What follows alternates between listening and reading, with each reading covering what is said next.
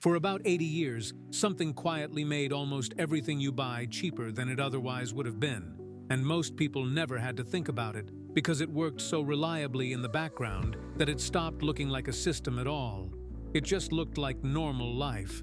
That system is now being dismantled piece by piece in real time. And the strange part is that a lot of the people cheering it on don't yet feel what it's actually going to cost them. Here's the plan for getting through this. What was this background system actually doing, mechanically, to keep prices as low as they've been for decades? Why is it unwinding now? And who's actually driving that? Has anything like this happened before? And what does the bill for unwinding it actually look like once it arrives?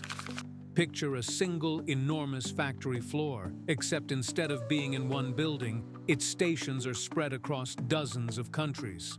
The raw material mined here, the component manufactured there, the assembly done somewhere else entirely, because each stage got located wherever it could be done most cheaply and efficiently. That's essentially what a modern global supply chain is. A factory floor with no walls, made possible by decades of falling trade barriers, predictable shipping lanes, and a broadly stable set of rules that most large economies agreed to operate under. None of that arrangement was inevitable or automatic. It was built deliberately in the decades after the Second World War, largely underwritten by open sea lanes, low tariffs negotiated through successive rounds of trade agreements, and a relatively stable global trading order that made it safe for a company to place a factory on the other side of the planet and trust that the components would keep flowing back reliably. The prices you got used to, a full wardrobe of clothing for what a single garment used to cost, electronics that got both better and cheaper every year, were largely a byproduct of that walls-removed factory floor operating at global scale. It's worth being specific about how much of modern price stability this arrangement was actually responsible for, rather than treating it as a vague background hum. Manufactured goods in a lot of wealthy economies became steadily cheaper in real terms across decades where almost everything else in the economy was getting more expensive. Housing, healthcare, education, televisions, clothing, and basic electronics are often used as the textbook example of this divergence, getting cheaper and more capable year after year, while sectors that weren't globally traded the same way saw the opposite trend. That divergence wasn't a coincidence or a fluke of one particular industry. It was a fairly direct signature of what happens when a product's production gets spread across the cheapest possible combination of countries and shipped back at very low marginal cost, decade after decade, with the savings largely passed through to the eventual buyer through intense global competition between suppliers. That system is now visibly fragmenting, and unlike a lot of economic shifts, this one has a fairly identifiable set of causes rather than a single mysterious trend. Rising tariffs between major economies, a deliberate push in several countries to bring manufacturing back closer to home for national security reasons, and a broader erosion of trust in relying on a single country or region for critical goods, have all been pulling in the same direction at once. Particularly after supply shocks during the pandemic made a lot of governments and companies genuinely nervous about how exposed they'd become. The logic driving this isn't irrational. There are real, legitimate reasons to want less dependence on a single supplier for anything considered strategically important, whether that's semiconductors, pharmaceuticals, or basic manufacturing capacity.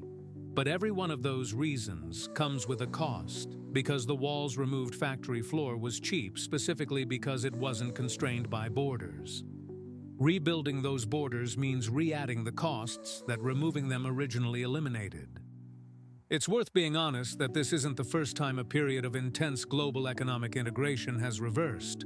The decades leading up to the First World War saw a remarkably similar wave of global trade, capital flows, and cross-border investment. One contemporary economists genuinely believed was permanent and irreversible. Trade as a share of the world economy reached levels before that war that wouldn't be matched again for the better part of a century. It unwound rapidly once the war began, and the higher tariff, more fragmented trading world that followed took decades to fully reopen, worsened considerably further by the wave of protectionist tariffs many countries adopted during the Great Depression, each one intended to protect domestic jobs, and each one making the global picture worse by inviting retaliation from trading partners.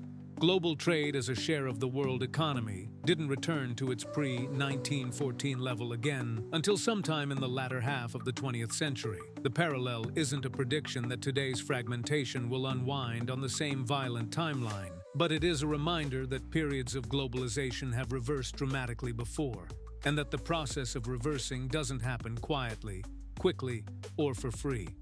There's a specific mechanism worth naming for why rebuilding domestic manufacturing capacity tends to raise prices rather than simply relocating the same low cost somewhere else. Wages, land, and regulatory compliance in the countries doing the reshoring are typically considerably higher than in the countries the production is moving away from, which is, after all, usually exactly why the production moved there in the first place decades earlier. Building the same factory domestically doesn't just mean paying more for the same output. It also often means starting without the decades of accumulated supplier networks, specialized labor pools, and logistics infrastructure that grew up around the original low-cost location, all of which take years to replicate rather than simply being available on demand. There's a reasonable objection worth taking seriously here, that reshoring and diversifying supply chains isn't purely inflationary, because it also builds resilience against exactly the kind of disruption that made prices spike unpredictably during the pandemic, and that resilience has its own economic value that a pure price comparison misses. That's a fair point, and it's probably true that some amount of this rebalancing genuinely reduces the risk of a much larger, more chaotic price shock down the road, the kind that comes from a single critical supplier suddenly becoming unavailable with no backup in place. But resilience and cost aren't opposites that cancel out. They're a trade-off, and it's one that mostly gets paid up front in the form of higher day-to-day prices in exchange for a lower probability of a catastrophic disruption later. Whether that trade is worth it depends heavily on how you value stability against cost, which is exactly the kind of judgment call that doesn't have a single objectively correct answer, and reasonable economists genuinely disagree about where that balance should sit. It's also worth naming who actually benefits from this shift, since a trend this disruptive rarely produces only losers. Domestic manufacturing workers in the countries doing the reshoring stand to gain from exactly the kind of jobs that had been offshored for decades, at least in industries considered strategically important enough to justify the extra cost. That's a real, tangible benefit for a specific slice of the workforce, and it's a large part of why this policy direction has attracted genuine political support across a fairly wide spectrum rather than being purely top-down. But the households paying the higher prices that result are a much larger and more diffuse group than the households gaining the new manufacturing jobs, which creates the same kind of asymmetry that shows up in a lot of these trade-off stories. A concentrated, visible benefit for a specific group set against a diffuse, harder-to-notice cost spread across everyone else, which tends to make the benefit far more politically prominent than the cost, even when the aggregate cost across the whole population is larger.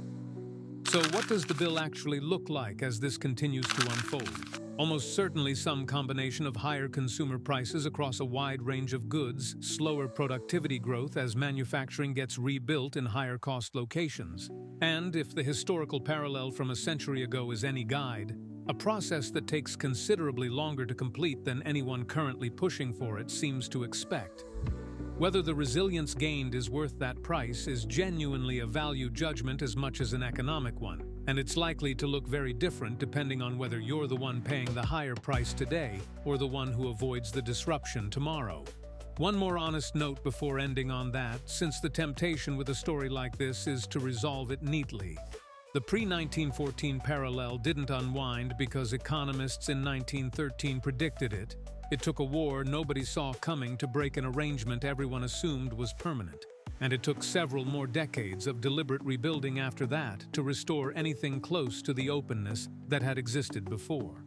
Nobody watching today's version of this shift in real time is in a particularly good position to say confidently how far it goes, how long it lasts, or whether it settles into a new stable equilibrium or keeps unwinding further than anyone currently expects.